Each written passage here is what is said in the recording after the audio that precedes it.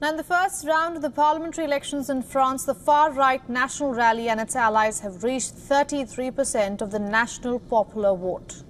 This is according to the data released by the Interior Ministry, and the left-wing New Popular Front alliance came in second with 28%, while the centrist Together coalition reached 20%.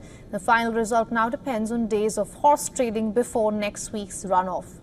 If all goes well for the National Rally in the next week's runoff, France will witness its first far-right government since the Second World War. But that will be different with the National Rally at the helm.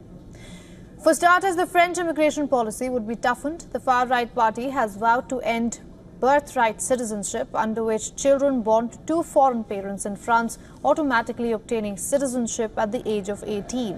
Moreover, the party would reduce access to medical services for illegal immigrants to emergencies only and would limit access to welfare benefits to French citizens only.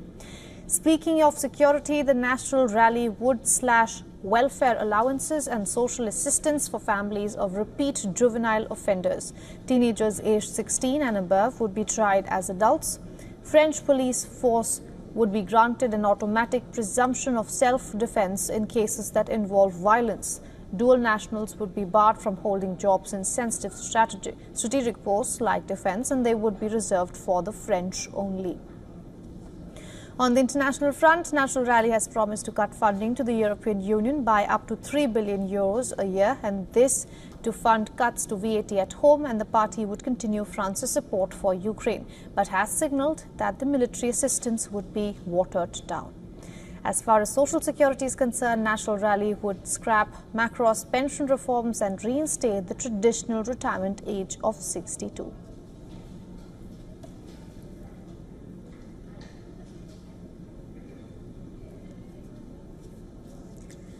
Now, to take this further, we are being joined by James Jackson, a journalist and political analyst.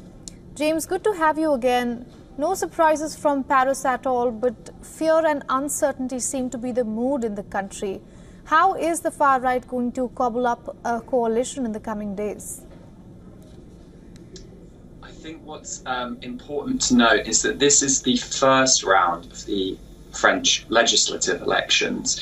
So the Front National have obviously reached a high point in their electoral support, almost double what they achieved in the last election, legislative election. And what's really striking is that they came within the top two places in almost every constituency in France, winning many historically working class seats, as well as middle class and even wealthier seats.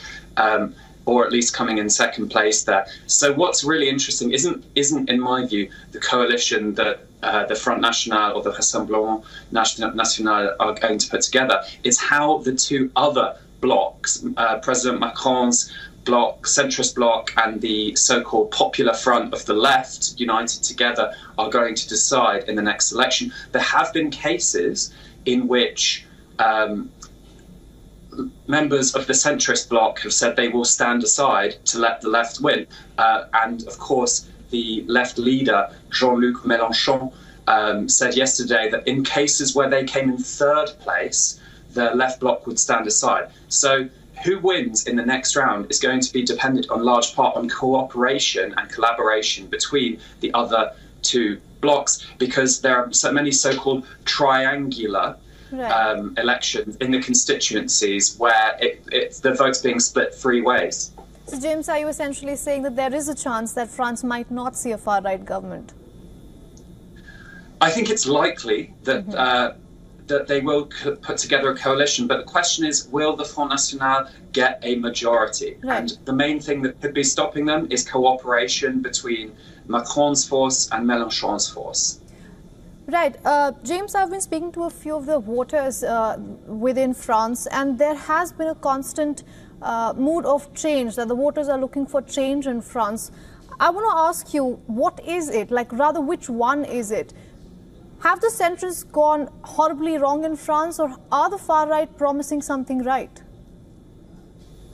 I think it's hard to look at Macron's government and particularly his decision to call this legislative election after a resounding defeat in the European elections and say that he's done well.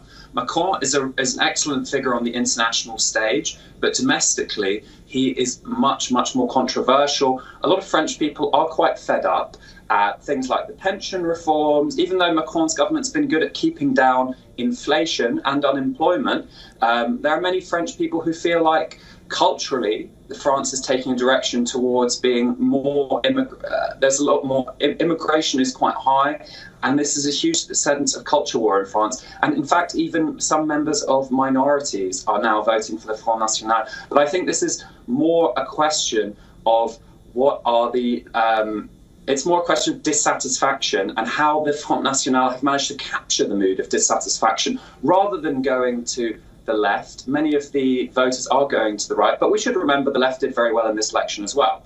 Right. So really it's the centre failing to hold, Macron being good at making promises but seemingly unable to keep them or unable to convince voters that he has kept them. And Marine Le Pen being actually a very competent political spokesperson and putting forward their message with the PM candidate Bardella, who, the Front National has appeared to be more moderate in style, if not in policy, because, the policies which you just listed are actually quite radical. Right. But it seems like many voters want these populist solutions right now. All right, James, very quickly, do you think Emmanuel Macron's gamble of calling for early elections was worth it as things stand at the moment, or do you think there is a long game he has in mind?